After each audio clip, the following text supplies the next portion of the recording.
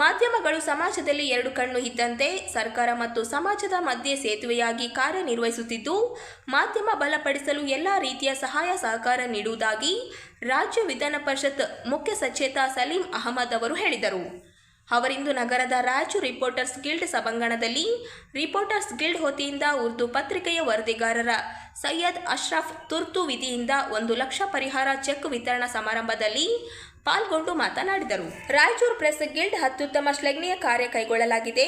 ತಮ್ಮೊಂದಿಗೆ ಸೇವೆ ಸಲ್ಲಿಸಿ ಅಗಲಿದ ಪತ್ರಕರ್ತನ ಕುಟುಂಬಕ್ಕೆ ನೆರವು ನೀಡುವ ಕಾರ್ಯ ಮಾದರಿಯಾಗಿದೆ.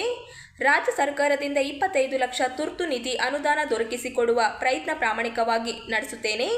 ಈ ಬಗ್ಗೆ ಮುಖ್ಯಮಂತ್ರಿಗಳ ಗಮನಕ್ಕೆ ತರಲಾಗುತ್ತದೆ. ಗಿಲ್ಡ್ 25 ವರ್ಷ ಪೂರ್ಣಗೊಳಿಸುತ್ತಿದ್ದು, ಹಳ್ಳಿ ಹಬ್ಬದ ಕಾರ್ಯಕ್ರಮ ನಡೆಸುವ ಉದ್ದೇಶದ ಬಗ್ಗೆ ಪ್ರಕ್ರಿಯಿಸಿದ ಅವರು 25ನೇ ವರ್ಷದ ಹಳ್ಳಿ ಹಬ್ಬಕ್ಕಾಗಿ ಎಲ್ಲ ರೀತಿಯ ನೆರವು ನೀಡುವ ಭರವಸೆ ನೀಡಿದರು.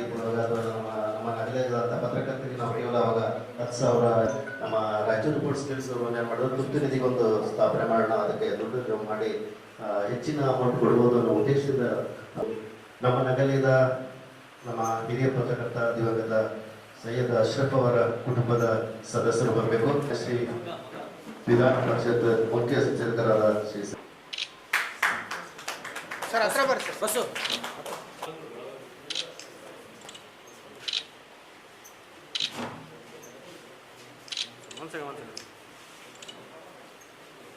Okay sir.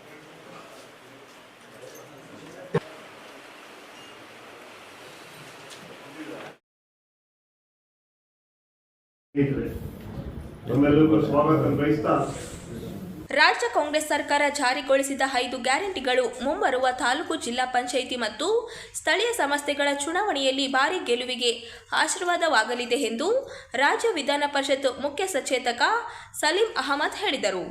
ಅವರಿಂದು ಜಿಲ್ಲಾ ಕಾಂಗ್ರೆಸ್ ಪಕ್ಷದಲ್ಲಿ ಸುದ್ದಿಗಾರರೊಂದಿಗೆ ಮಾತನಾಡುತ್ತಾ, ಕಳೆದ ಚುನಾವಣೆಯಲ್ಲಿ ನೀಡಿದ ಭರವಸೆಯಂತೆ ರಾಜ್ಯ ಸರ್ಕಾರ 5 ಗ್ಯಾರಂಟಿ ಜಾರಿಗೊಳಿಸಿದೆ.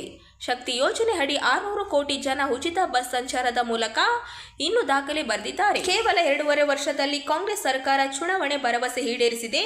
ಆದರೆ ಕಳೆದ 12 ವರ್ಷದಲ್ಲಿ ಕೇಂದ್ರ ನರೇಂದ್ರ ಮೋದಿ ಸರ್ಕಾರ ಶೂನ್ಯ ಸಾಧನೆ ಮಾಡಿದೆ. ಏಪ್ರಿಲ್ ಮೇ ತಿಂಗಳಲ್ಲಿ ನಡೆಯಲಿರುವ ಜಿಲ್ಲಾ ಪಂಚಾಯತ್, ತಾಲೂಕು ಪಂಚಾಯತ್ ಮತ್ತು ಕಾರ್ಪೊರೇಷನ್ ಚುನಾವಣೆಗೆ ಎಲ್ಲ ಸಿದ್ಧತೆಗಳು ನಡೆದಿದೆ.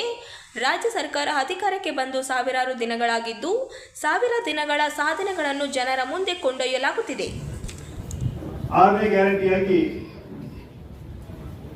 ಬಡವರಿಗೆ ಪಟ್ಟ ಕೊಡುವಂತಹ ಕಾರ್ಯಕ್ರಮ ಕೂಡ ನಾವು ಹಮ್ಮಿಕೊಂಡಿದ್ದೀವಿ.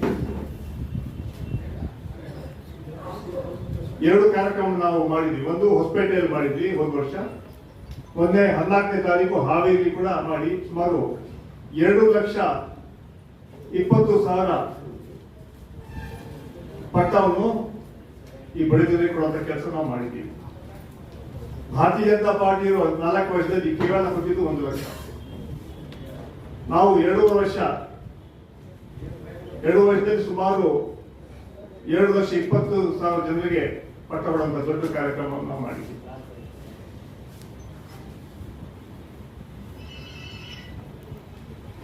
ಒಂದು ಜನ ನಮ್ಮ ಸರ್ಕಾರದ ಬಗ್ಗೆ ಸಂತೋಷ ವ್ಯಕ್ತಪಡಿಸಿದ್ದಾರೆ. ಅದಕ್ಕೆ 3 ಬೈ ಎಲೆಕ್ಷನ್ ಆಯಿತು. ಆ 3 ಬೈ ಎಲೆಕ್ಷನ್ ಜನ ಕಾಂಗ್ರೆಸ್ ಪಕ್ಷಕ್ಕೆ ಆಶೀರ್ವಾದ ಮಾಡಿ ನಮ್ಮನ್ನು ಗೆಲ್ಲಿಸಿದ್ರು. ಒಂದಲ್ಲಿ ಕಾಂಗ್ರೆಸ್ ಇತ್ತು, ಒಂದು ಬಿಜೆಪಿ, ಒಂದು JDS. ಶಿಗಾಂವ್ ಸಂಡೂರು ಇರ್ಬೋದು, ಸಂಡೂರು ಇರ್ಬೋದು, ಚನ್ನಪಟ್ಟಣ ಇರ್ಬೋದು, ಈ 3 ಕ್ಷೇತ್ರಗಳಲ್ಲಿ ಜನ ನಮ್ಗೆ ಆಶೀರ್ವಾದ ಮಾಡಿ ನಮ್ಮ ಕೆಲಸಗಳಿಗೆ ಮನ್ನಣೆ ಕೊಟ್ಟು ನಮ್ಮನ್ನು ಗೆಲ್ಲಿಸಿದ್ದಾರೆ.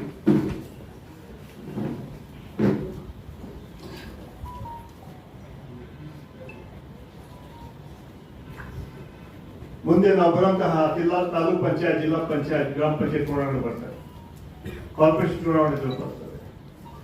ಈ ನಮ್ಮ ಗ್ಯಾರಂಟಿಗಳೇ ನಮ್ಮ ಗೆಲುವಿಗೆ ಶ್ರೀರಕ್ಷೆ ಆಗಲಿ ಅಂತ ಬಯಸ್ತಾ ಇದ್ದೇವೆ.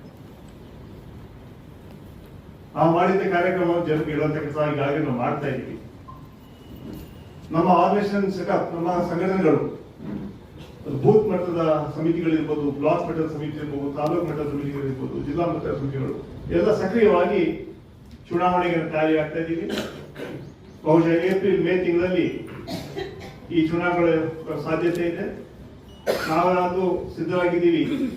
ಈ ಎಲ್ಲ ಚುನಾವಣೆ ಗೆಲ್ತೀವಿ ಅಂತ ವಿಶ್ವಾಸವನ್ನು ಕೂಡ ನಾನು ವ್ಯಕ್ತಪಡಿಸ್ತಾ ಇದ್ದೀವಿ.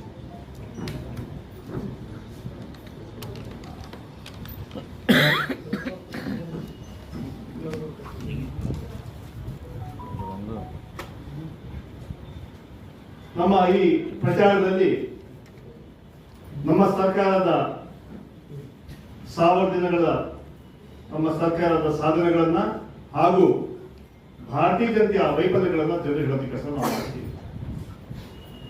ಜನ ಬಿಜೆಪಿಯಿಂದ ಭ್ರಮನಿಸಲಾಗಿದ್ದಾರೆ. ನಾವು ನಮ್ಮ ಸಾಧನೆ ಹೇಳ್ತೀವಿ, ಹೌದು ನೀವು ನಮ್ಗೆ ಆಶೀರ್ವಾದ ಮಾಡಿ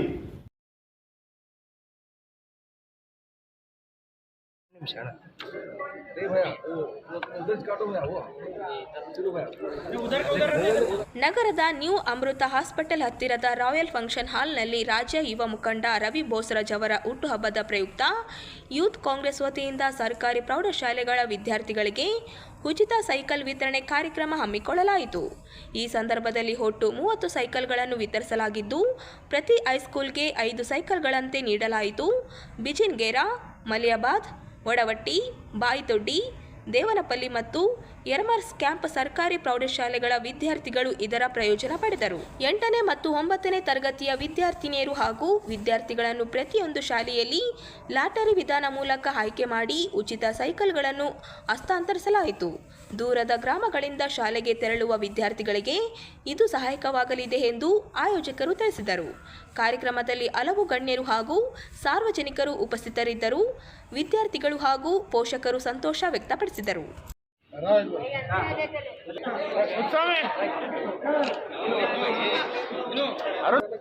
एक सेकंड फोटो ले अंकल अंकल एक सेकंड यार को ले लो थैंक यू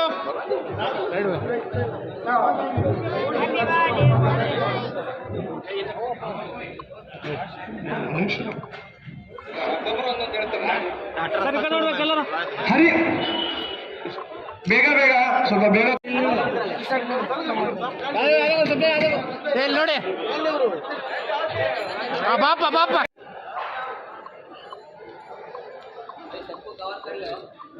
हमें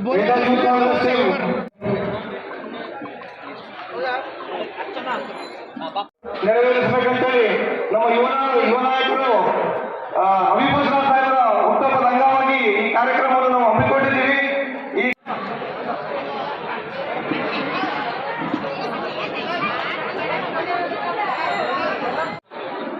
ಸ್ವಲ್ಪ ಮುಂದೆ ಬರೋ ಅಪ್ಪೆ ಮುಂದೆ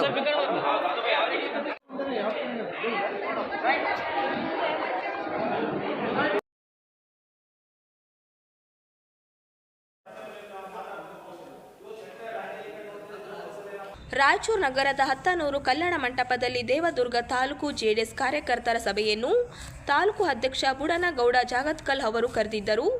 ದೇವದುರ್ಗ ತಾಲೂಕಿನಲ್ಲಿ ಜೆಡಿಎಸ್ ಪಕ್ಷದ ಉಳಿವು ಮತ್ತು ಬೆಳವಣಿಗೆಗಾಗಿ ಈ ಒಂದು ಸಭೆಯನ್ನು ಕರೆದಿದ್ದು, ಈ ವೇಳೆ ನಿರೀಕ್ಷಿತ ಮಟ್ಟದಲ್ಲಿ ಕಾರ್ಯಕರ್ತರು ಆಗಮಿಸಿದ ಹಿನ್ನೆಲೆಯಲ್ಲಿ ಬಂದಷ್ಟು ಮುಖಂಡರೊಂದಿಗೆ ಚರ್ಚೆ ಮಾಡಿದರು. ಈ ವೇಳೆ ದೇವದುರ್ಗ ಶಾಸಕಿ ಕರ್ಯಮ್ಮ ಜಿ ನಾಯಕ ಅವರ ವಿರುದ್ಧ ಅಸಮಾಧಾನವನ್ನು ಕೂಡ ಸಭೆಯಲ್ಲಿ ಹೊರಹಾಕಿದರು.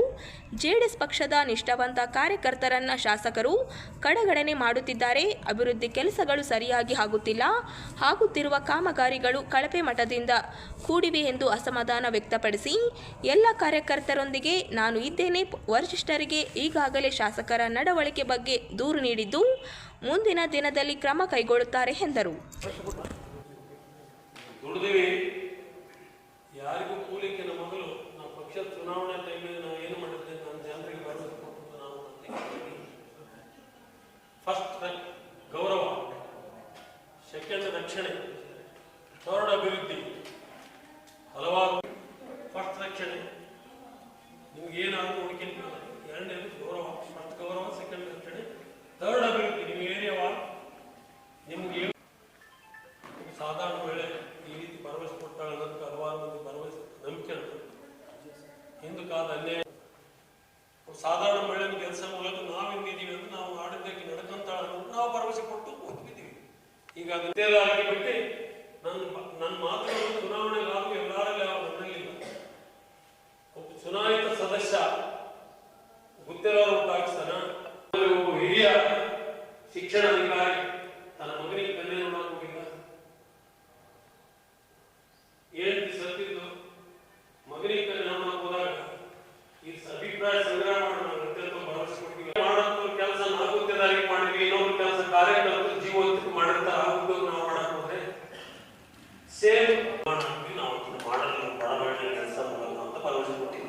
ಹೌದಾ? ಹಲವಾರು ಮಂದಿ ಮಾತನಾಡಿಕೊಳ್ಳೋದು ನಿನಗೆ ಹಂಗಲ್ಲ ನಿನಗೆ ಹಿಂಗಲ್ಲ ಅಂತ ಅಂತಾರೆ.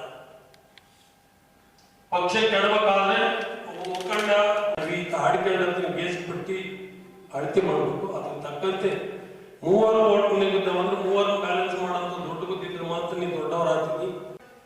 ಹಗಲ್ಸ್ತಾರ ಹಗಲ್ ಮಾಡ್ರಿ, ಜೀವ ಹೊತ್ತಿಟ್ಟು ಮಾಡ್ರಿ. ಬಂದು ನಾನು ನೋಡಿ ಗೆಲ್ತೀನಿ ಅಂತ ಭರವಸೆ ಕೊಟ್ಟೆ. ನಾನು ನೋಡಿ ಕೇಳೋದ್ರಲ್ಲಿ ನನ್ನ ಅತ್ಯಂತ ಬೇಕಿ ಜನರನ್ನು ಡಿವೈಡ್ ಮಾಡ್ತೀವ. ನನ್ನಲ್ಲಿ ಬಂದಿರೋ ಕಾರ್ಯಕ್ರಮ ಕೈಕಟ್ಟಿಗಳನ್ನ ಅಧ್ಯಕ್ಷ ಅಲ್ಲ, ಕೈಕಟ್ಟಿಗಳಲ್ಲ ನಂಬಲ್. ನಾನು ತಲೆ ಕಟ್ಟರೆ ನೀವು ನನಗೆ ವಿರುದ್ಧ ಆದ್ರೆ 100 ಊರಿಗೂ ಆಗ್ತಿ 100 ನಿಮ್ಗೆ ನ್ಯಾಯ ಕೊಡ್ತೀನಿ ಅಂತ ಭರವಸೆ ಕೊಡ್ತೇವೆ. 1% ನೋಡ್ರಿ ಕೈ ಮುಗಿದ್ರಿ ಹಿಂಗಾಯ್ತಿಲ್ಲ ಅಂತ ಬರೀ ನಾನು ಹೋಗ್ಲಿಲ್ಲ.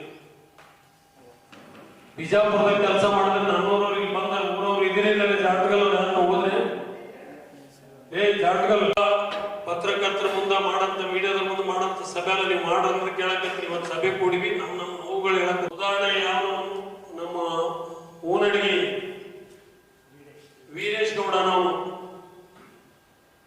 ಊನಡಿಗೆ ವೀರೇಶ್ ಗೌಡ ನಾವು ಆಕಿನ ದೇವತೆ ಅಂತ ತೆರೆ ಮೇಲೆ ಹೊತ್ಕೊಂಡು ಮಾತಾಡ್ತಿದ್ದ ಭಾಷಣ ಯಾವ ಮಾಡೋಕ್ಕಾಗಲ್ಲ.